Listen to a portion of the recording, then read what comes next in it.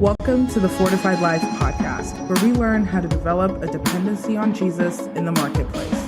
From the boardroom to the bathroom, God is with you. Here's our host, author, speaker, teacher, encourager, stewardship coach, and my husband, the man they call Mr. Fortified, Jason Davis.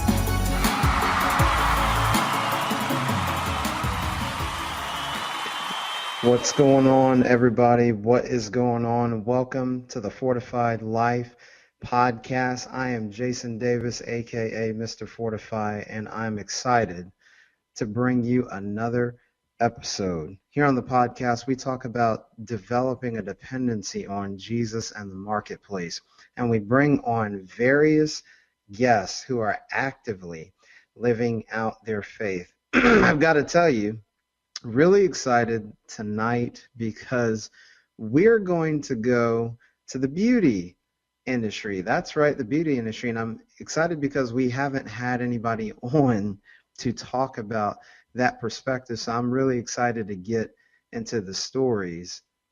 And there's no one better to share about the experiences that go on in a hair salon and within the beauty industry. Our guest is a dynamic woman of God. I get to work with her in some capacities on a weekly basis via the Kingdom Business Network. But before I bring her on, let me introduce her to you. Chassidi CeCe Sillemon is a Dallas native and proud owner of IVIBE Incorporated. She is more than just a hair designer and color specialist. CeCe is well known as CeCe the Vibeologist. She has turned the beauty industry phenomenon into a lifestyle. IVIBE Incorporated is a company founded and rooted in faith and perseverance with the purpose of educating women on the art and science of hair care. Ladies and gentlemen, please welcome to the Fortified Life podcast, Miss CeCe Sillemon. CeCe, what's going on? What's going on, Jason? Hey, yeah. I'm excited to be on tonight. Oh my goodness! I don't know why I'm so nervous. No, this is home field advantage. This is home court advantage right here, CeCe. I'm excited to have you on. Thank you, and I'm excited to be on, Jason. Thank you so much. I love it. Well, CeCe, we get to work together on prophetic planning daily on the Kingdom Business Network, but we're going to get into what you do day to day, and that's why I'm really excited to get to the stories with IVIBE Incorporated. And I love what you said in your bio, CeCe, more than just a hair designer and color specialist. Tell us about IVIBE and how you got started. So, IVIBE is I am victorious, I am intentional, I'm beautiful, and I'm enough. IVIBE, and I always say, do you? And it's just affirming our identity in Christ because we're more than conquerors through Jesus Christ. We are intentional because we serve an intentional God.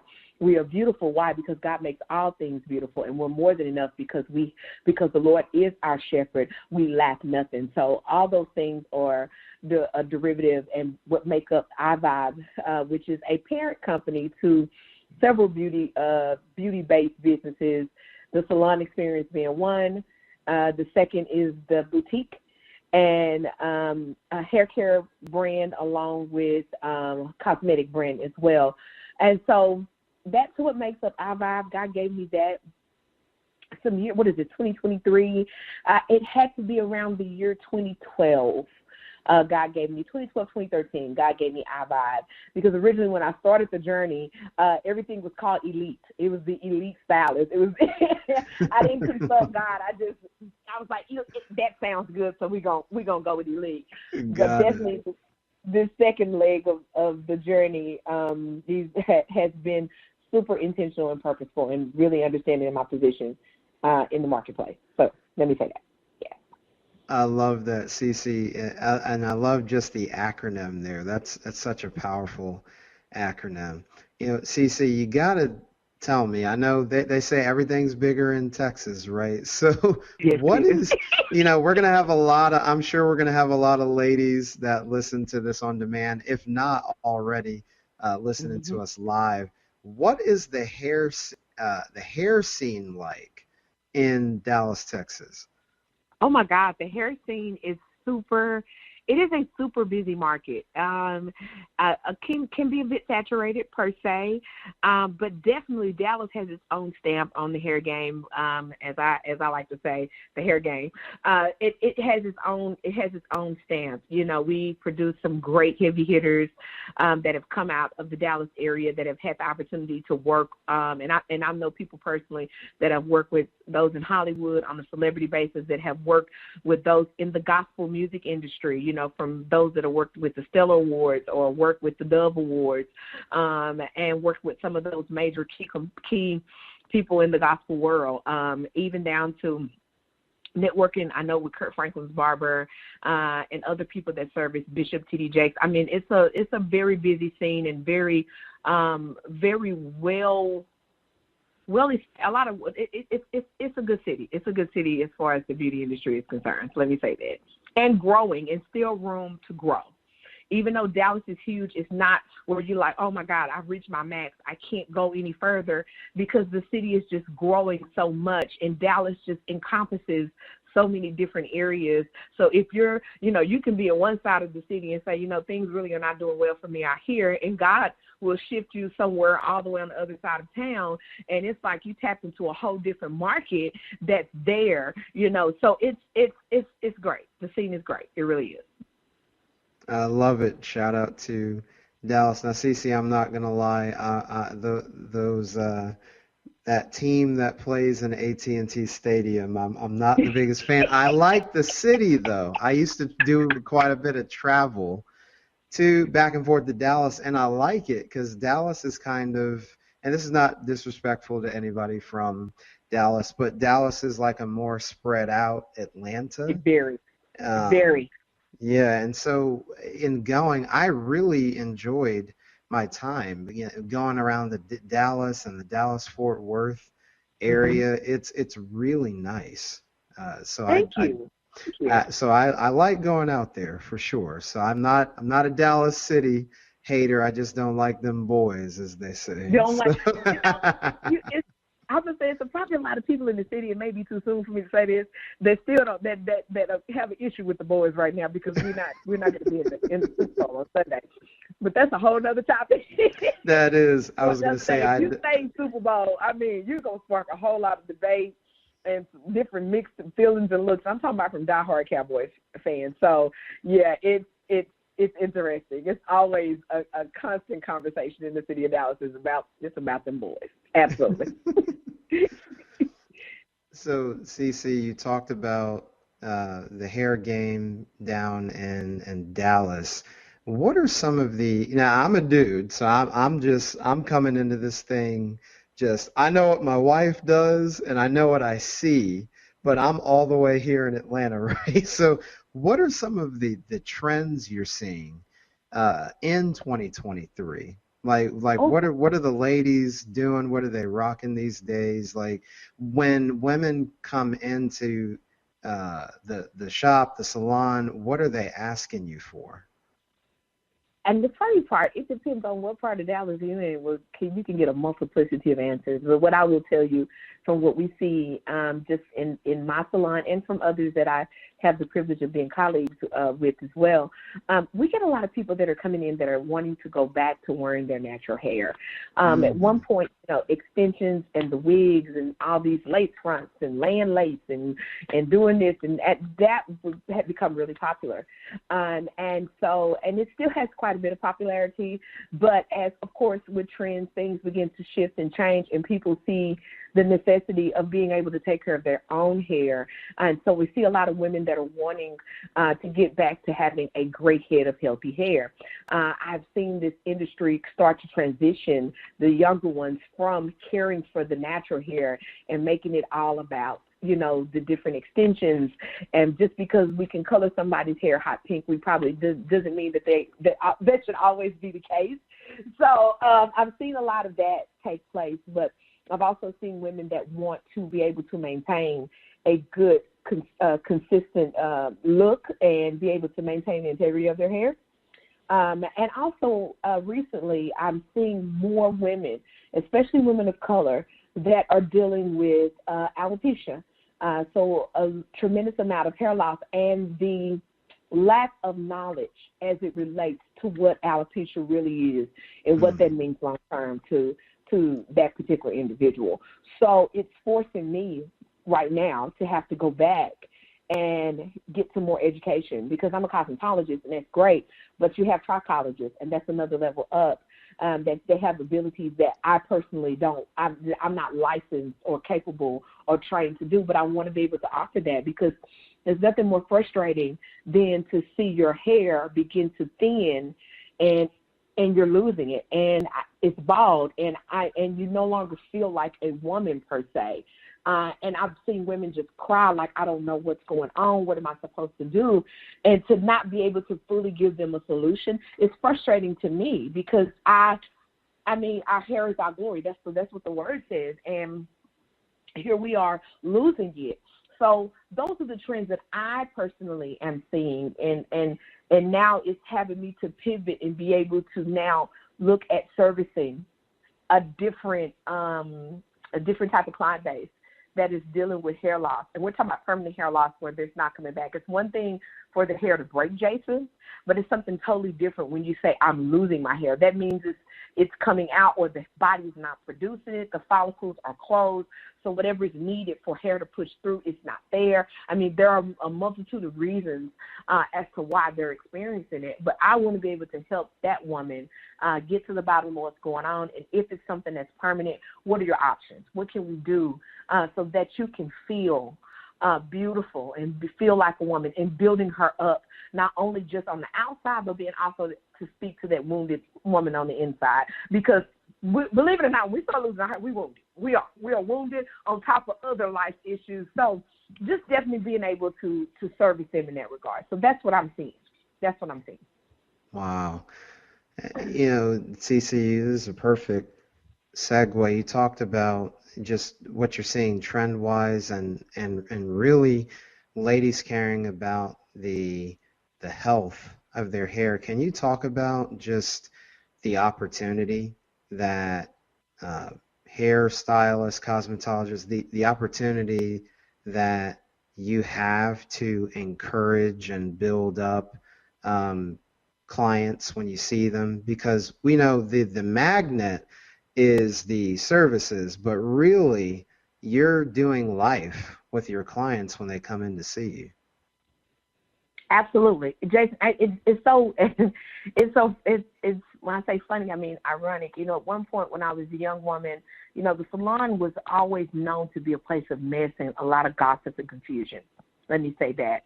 And so, you know, what we realized is people would come in and, you know, they would tell their most personal business. And at some point, someone behind the chair or even within conversations within the salon, that business got exposed. And then it just, in ways that wasn't conducive or building up, it was more of a tear down, a judgment. You know, it wasn't done in a positive or in a loving manner. And I think there was a certain generation of individuals that missed their mark to be as impactful outside of just doing hair, but to be impactful to those women that were sitting in our chair. But, you know, everybody doesn't always look at their business as a ministry. Everybody doesn't always look at the chair as a ministry. It may be more so it's about the dollar, and I'm popping right now, so we're going to make it about that. But then I've also seen a generation of women, I think of Mary Llewellyn, God rest her soul. She's a staple here in the beauty industry. I went to her when I was a little girl. Her name is synonymous even in the gospel world of those that they were able to impact and have interaction with, but then also to bring impact to the community and to the young women, mothers that were bringing their daughters in that needed to get their hair done and maybe were on certain types of income restrictions. She was able to work with them so that she could treat and care for their hair early on and feed into these young women. I was one of them, a little girl, Shelbi, going to the salon with my mom every week and having the privilege of sitting in her chair every 2 weeks. So my mama was like, you're not grown, so you're not getting your hair done every week. You get it done every 2, but not every week. And that fascination of seeing that is what jogged my interest to even go home and pick up a curling iron and decide to play with my dog. Now, Jason, I got whooped a whole lot for tearing up dolls. I mean, they had the best cuts, best bobs, and everything. I was cutting pixies when I was a little girl, and my mother was like infuriated with me, like, why do you keep cutting these dolls' hair? I'm like, 'cause it's fun, but it's because of my experience on Saturday mornings of watching her with these Marcel curling irons and the way it smelled and hairspray and cutting and and it was all of that. And then I watched her be able to build into women that were going through divorce, or maybe a woman that just laid her husband to rest, or maybe she's on the outs or something that's happening with her children. And so I saw that early on, and I got away from it when I first got into the industry because, as I shared with you on our Friday platform, I did it as a response to finding myself young, unwed, and pregnant. And I need to take care of my children. And so it didn't sound like a solid game plan to my parents, so they weren't very supportive right off. And so when I first got in it, it was just simply, I need to feed my kids. I need to take care of my children. I didn't want to be in a position to where I had to be dependent on the system or anything like that. I wanted to be able to give them a decent living and also have the flexibility to be a mom, because I was a very single mom at one time. Let me say that. With all that being said, it wasn't until midway through my career that the light bulb went off, and God was like, this is what you were supposed to be doing all along. Do you remember, all these times when you were a child, playing with these dolls and doing this and doing your aunt's hair at the kitchen, at the kitchen stove, pressing and rolling your grandmother's hair and putting her color on and doing all that. And now you find yourself here, and there are other women that are hurting, that are clueless, just like you were. And now it's your time to be a light and share who you are with them. And so that's where the light bulb went off, and it's like, okay, this is more than just hair. It's ministry. It really, really is. And it's not me cramming, saying Jesus down your throat every 5 minutes, but it was more so about an interaction and just giving them a safe space to come in and be unguarded and to relax and to feel like they could share without it turning into a cesspool, a mess, a gossip haven. I wanted women to come in that were, battling through some of life's hardest trials, and maybe they are putting on face to the world, but here is your place of transparency. I have been privileged to know information that other people didn't tell their family. I'm the first one to know when someone's filed for a divorce or say, hey, do you have an attorney? I'm there like, I've had all these scenarios or I've had women that were in their 50s, in their 40s. I've had about maybe 3 or 4 women that have sat in my chair and cried and told me the things they experienced as a young girl, how they were touched inappropriately, molested or raped or so on, or they were a product of this. I mean, name a scenario, and I've encountered it, but I also have seen these women overcome. So not only is it ministry for me to talk with them, but they help me.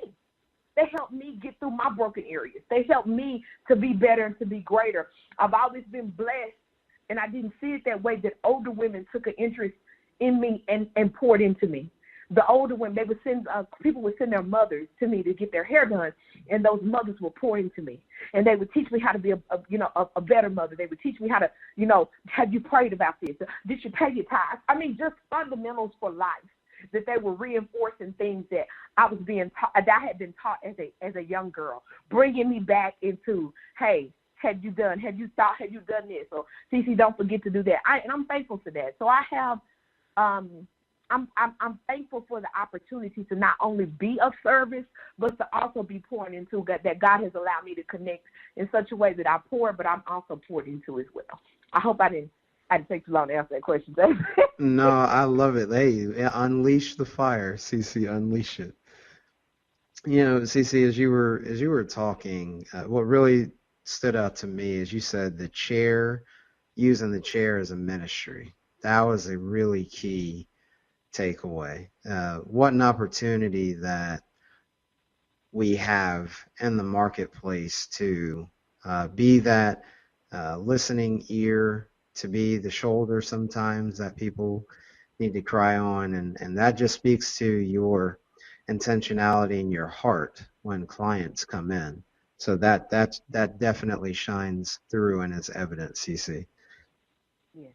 Thank I you. Thank you.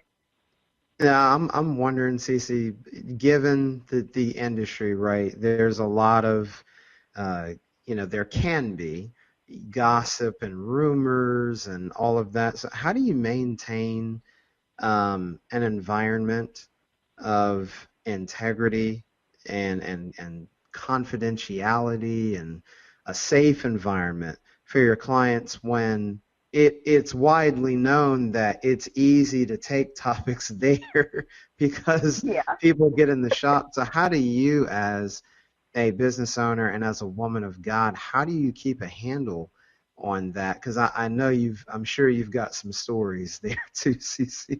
On oh my, I do. Do I ever have some stories? I've been in list. I think we've talked about some of those. One of those scenarios of me actually being a client on the client end of it with my sons and walking to a less integral environment and having to really pull them out very quickly. And I've also worked early as a young hairstylist. I've worked in some less than integral environments as well. So I always knew, even before I fully dedicated my life to the Lord, I knew early on I did not want to have a place where it was mess and gossip. I just didn't. It's too much. It's too much. It's way too much.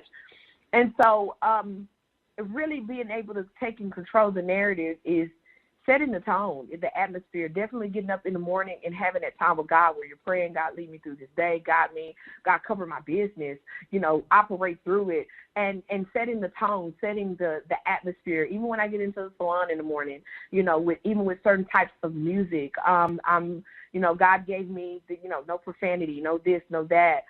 Certain types of television shows or even certain types of music not being played within that space, just because we want to maintain a certain level of integrity and we don't want it to lead way into things getting, so clients know when they come in, they automatically tell because the tone has been set,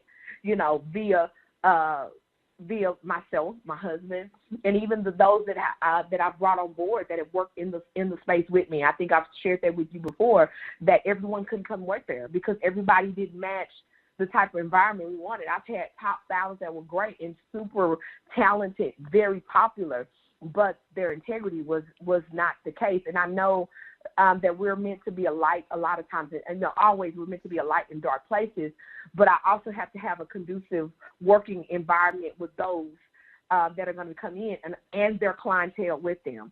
So it's about being super strategic with who you allow to come and even operate in the space. One, two, actually I would say that's two. One is it begins with me as the owner and as who God gave to steward the business. So definitely make sure I'm in alignment. Two is who you bring in, and three, being able to even just navigate the conversations with clients and making them feel comfortable and safe in the environment. So they already know how to conduct themselves because the pattern and layout has already been set.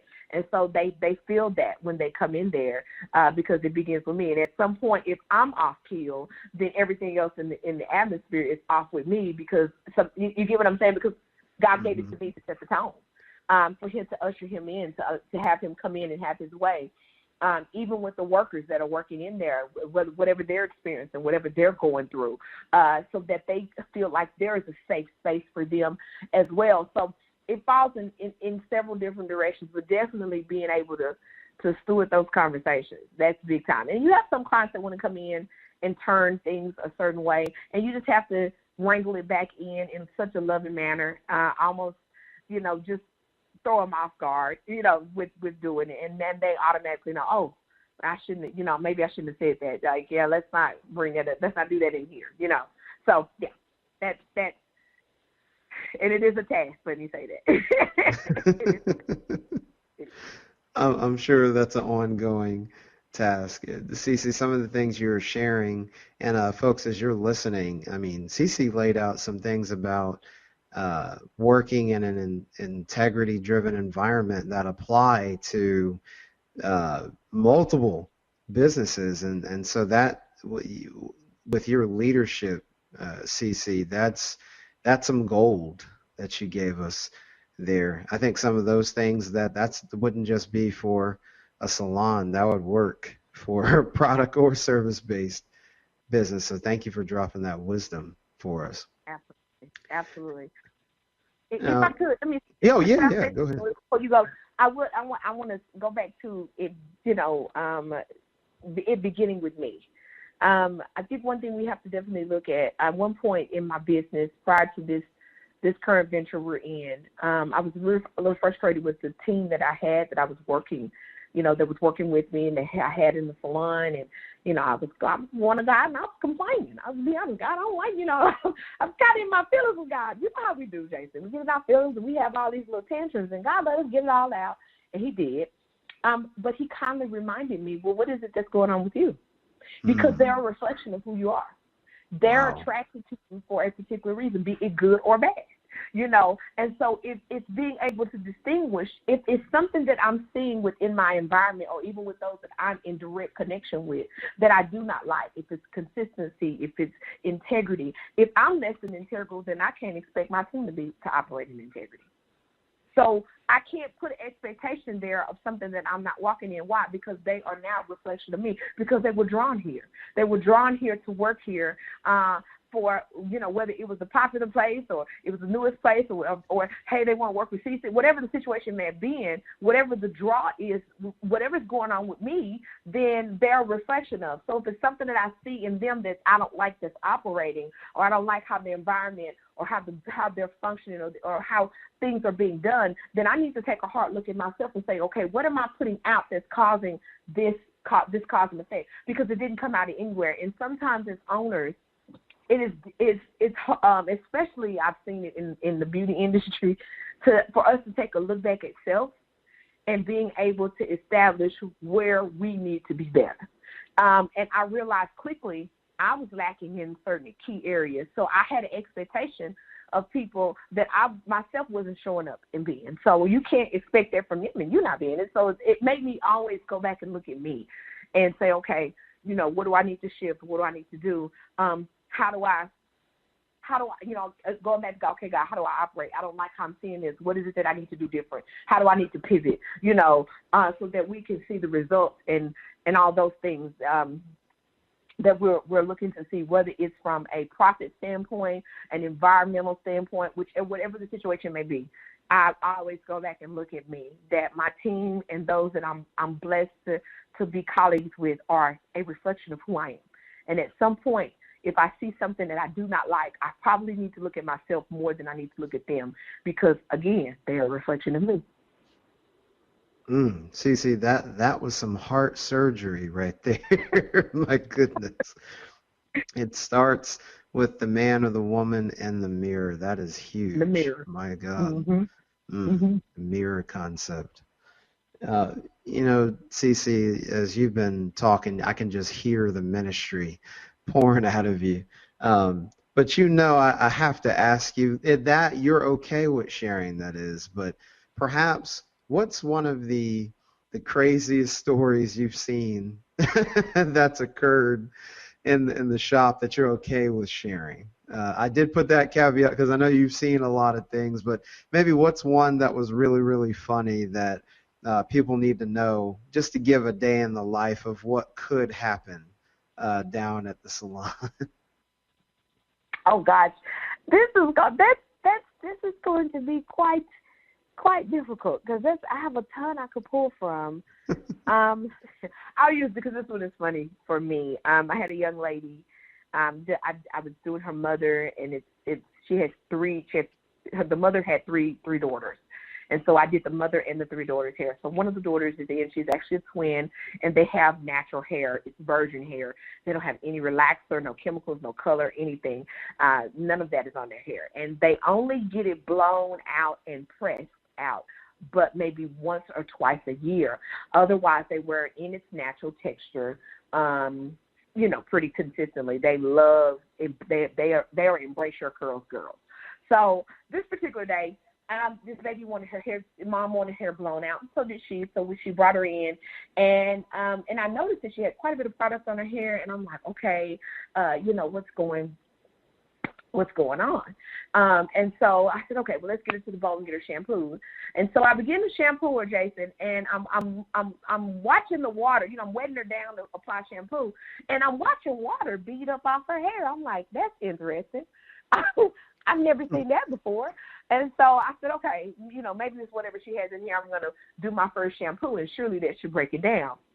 Jason, I did the first shampoo, and it's like the hair laughed at it. It didn't do anything. It didn't lather. It just sat there, and I was like, what is this? And so I went to rinse it back. I said, okay. And on my mind, I was like, okay, maybe it's going to be the second shampoo. So I'm running water over, and it's still beating. It is like beating up like water repellent. And I'm like, what is going on? So, Jason, we get 4 shampoos in. We are talking clarifying shampoos. These are shampoos that go and, pretty much take everything out. So, and you have to put the moisture back in. But right now, I just need to get all this product off her hair. It is doing nothing. And I'm sitting here sweating, and I'm stopped, and I'm sitting here like, oh, my God, what is this on her hair? And so she's sitting there just mindlessly on her phone. And I'm going for the 5th shampoo. I said, okay, this is ridiculous. We are 5 shampoos in, and it is no better than it was the first time. And so I asked her, I said, baby, what is this on your hair? What have you been putting in your hair? And she looked at me, and just unbothered. She said, oh, I've been greasing my scalp. I said, with what? And she said, beeswax. I said, oh, my God.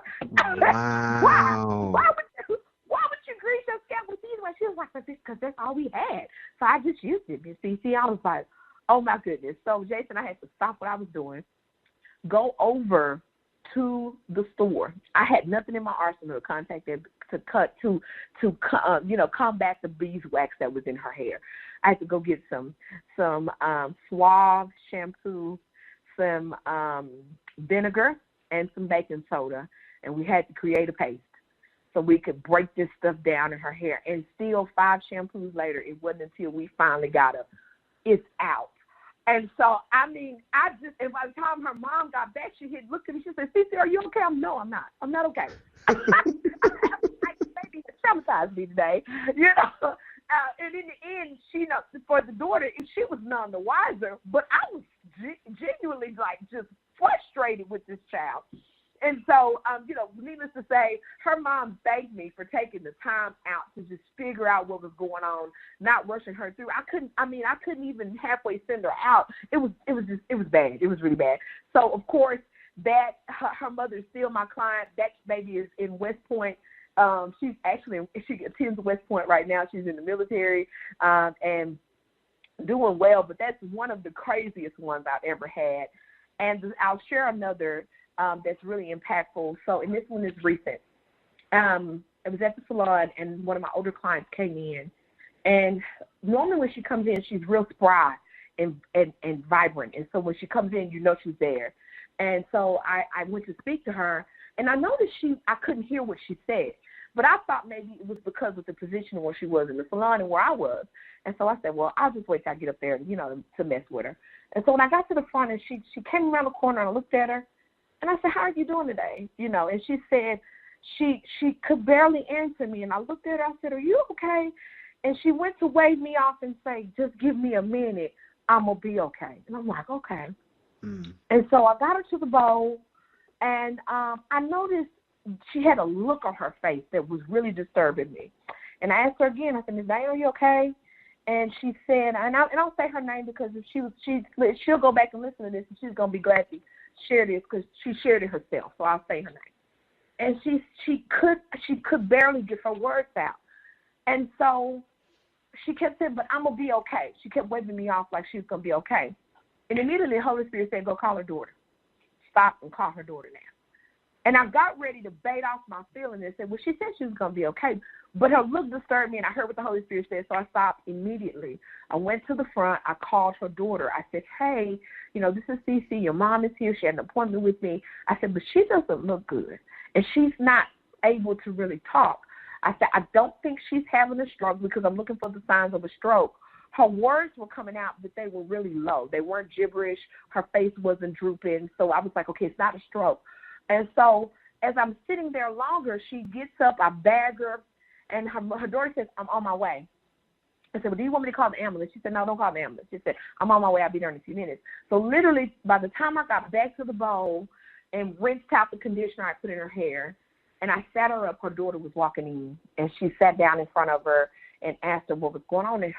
And my client looked at me and was a little bit frustrated, like, I'm going to whoop you, like, you in trouble. And so I'm like, no, ma'am, you don't look right. Something's going on. I'd rather you go get checked out. I did not complete the service that day.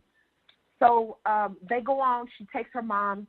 My client's daughter comes back and says, thank you for calling me, CeCe. And I said, okay. The next day, Jason, I get a call from the daughter. Her mother was having a heart attack at the salon. Oh my and they gosh. were rolling her into open heart surgery.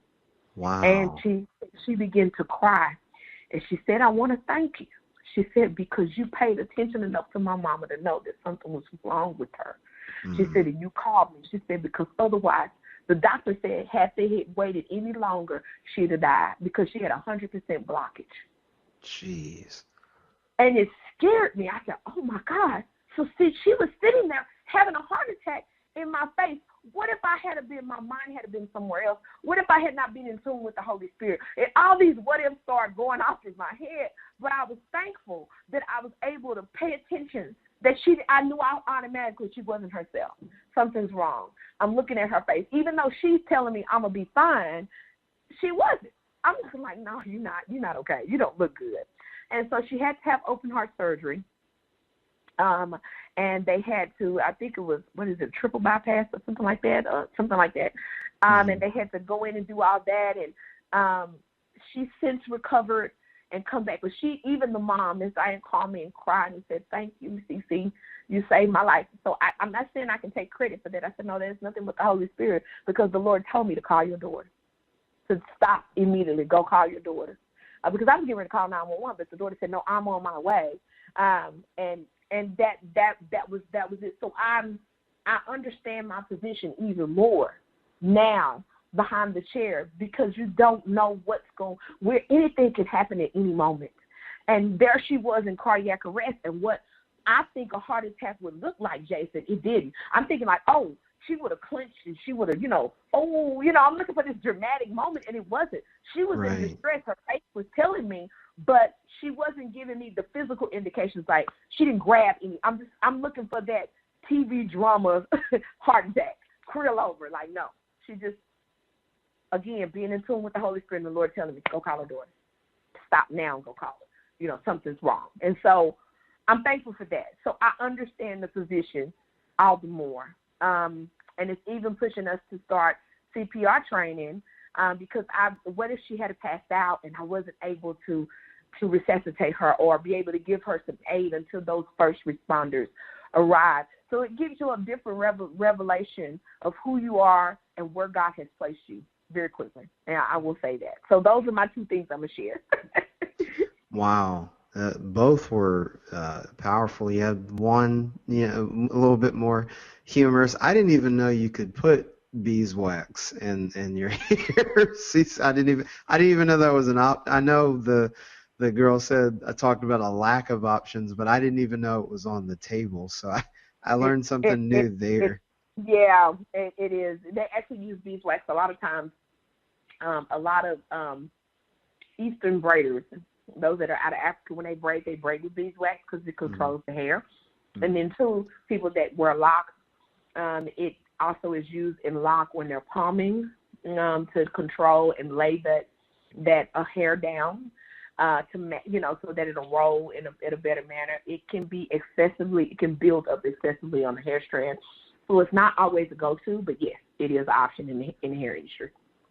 Got it.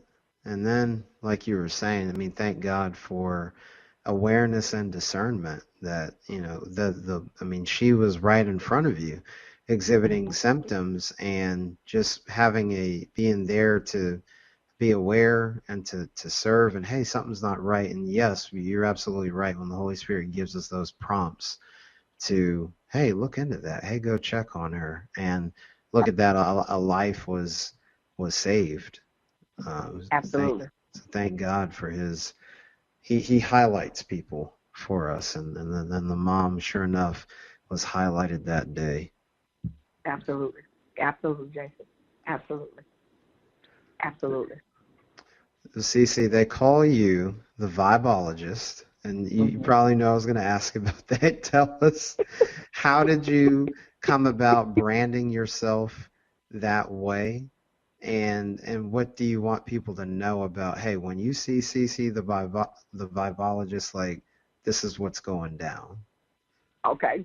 So, in the industry, everybody has these nicknames, hey, Jason, the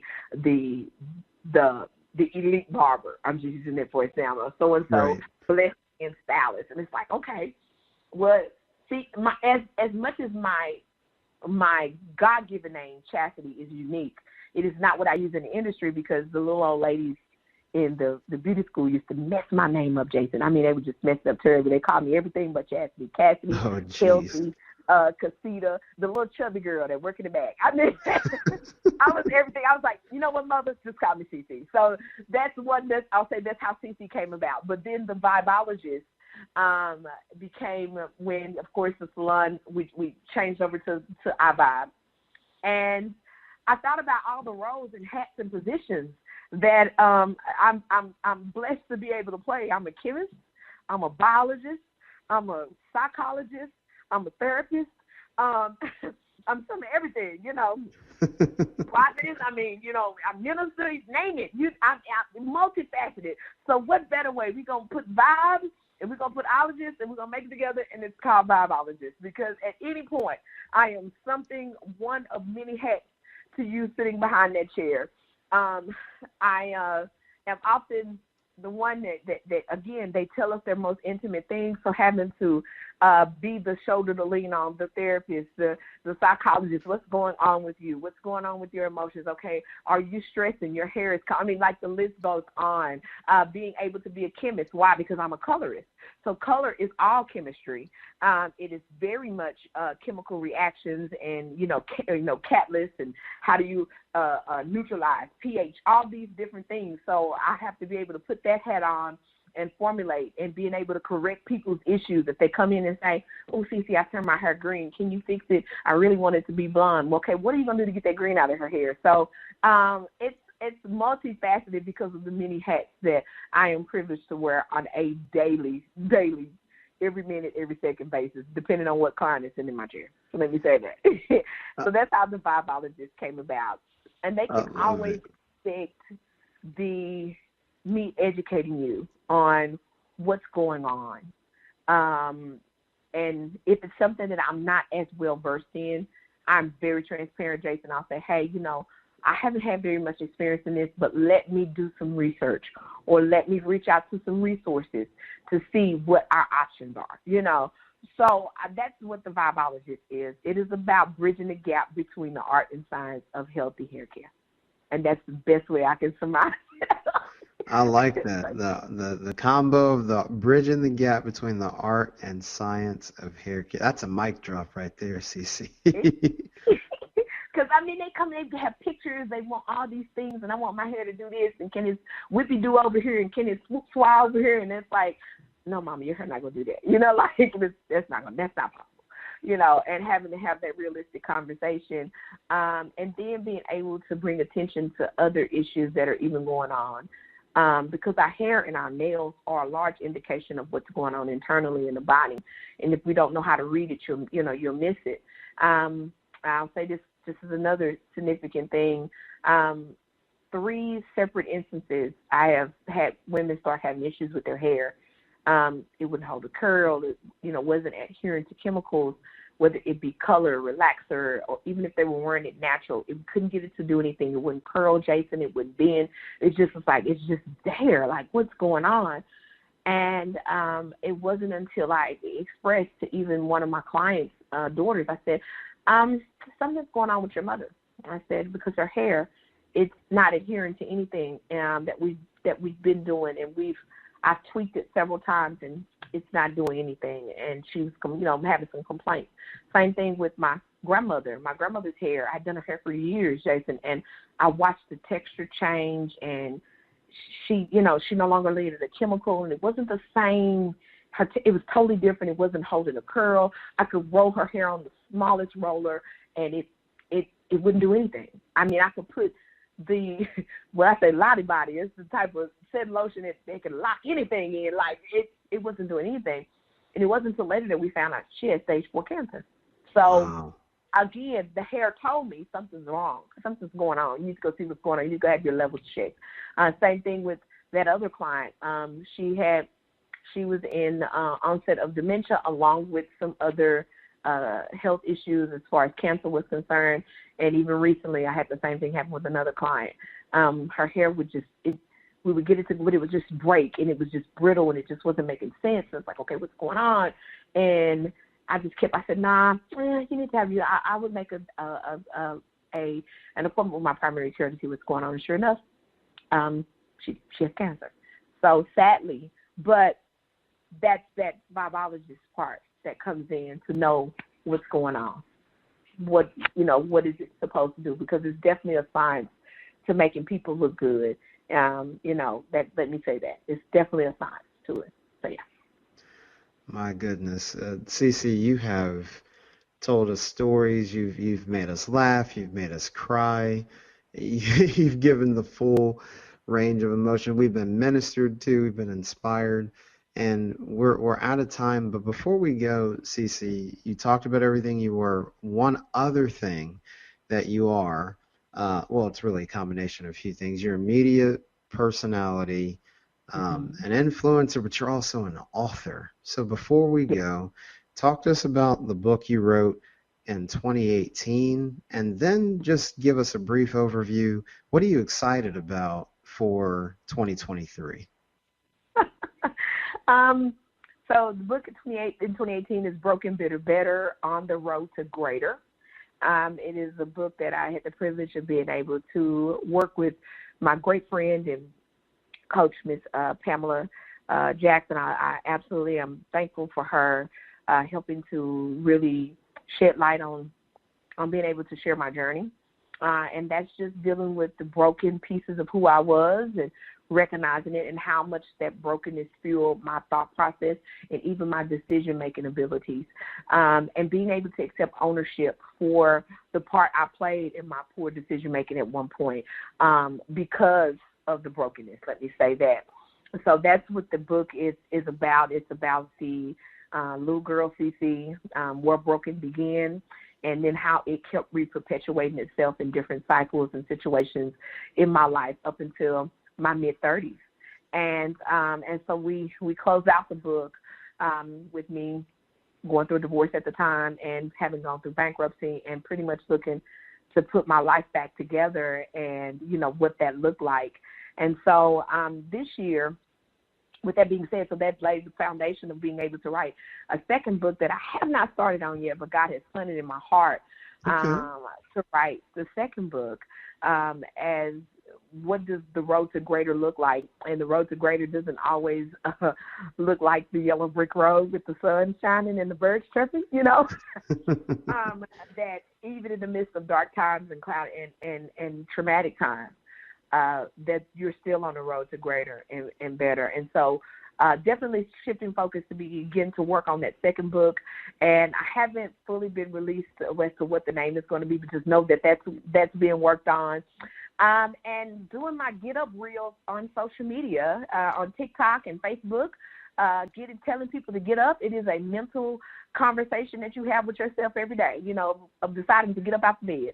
And as much as it's a physical thing, it's really speaking to the mental construct of get up, come on, snap out of it, being able to have that, how you have that conversation with yourself. Girl, come on, get yourself up. Oh, come on, Jason, get yourself up, get yourself together. You got ABC to do. Remember that God is, and reminding yourself of who you are and what God has called you to be, and that who God is to you in the midst of every moment, every second, every junction, every obstacle, every hindrance, every setback, every frustration, every victory. Whatever it is that you're facing, it's the mental standpoint of I need you to get up. Come on.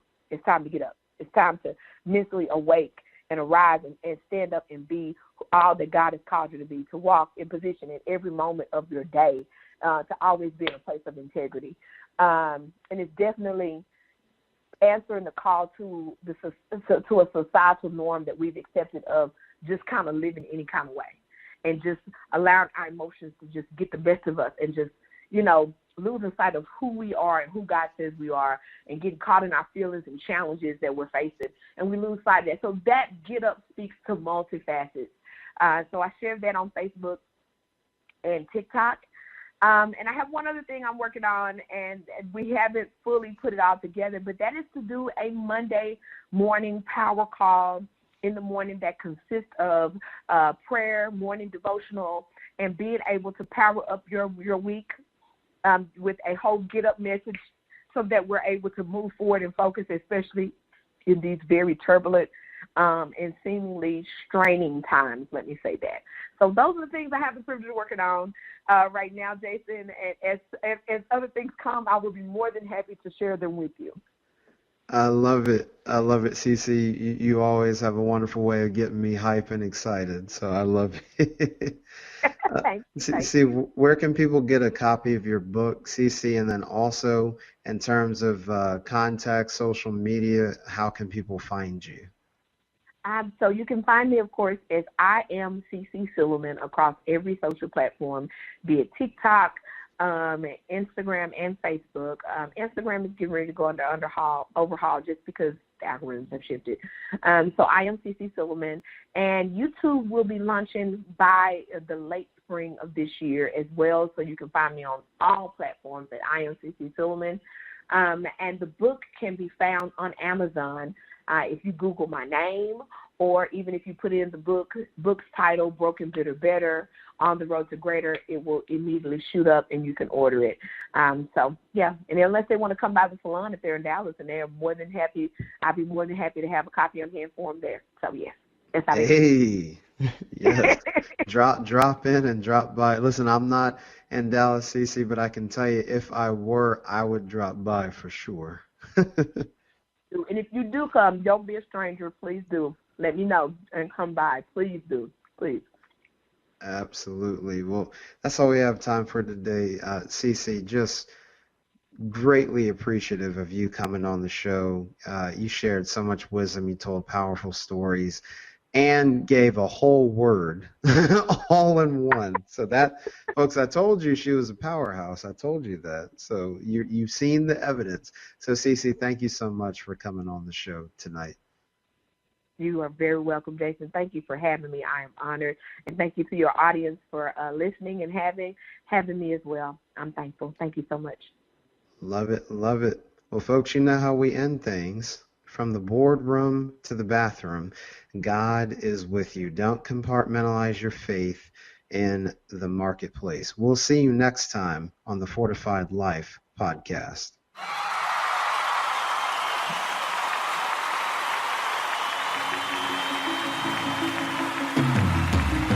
Thank you for listening to the Fortified Life podcast.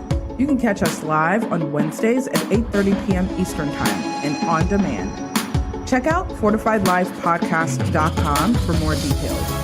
To learn how to live out your faith in the marketplace, grab a copy of Jason Davis's book, Fortified, Being Rooted in God's Plan for Work and Business. Available on Amazon. You're listening to Julius Love Worldwide Podcast.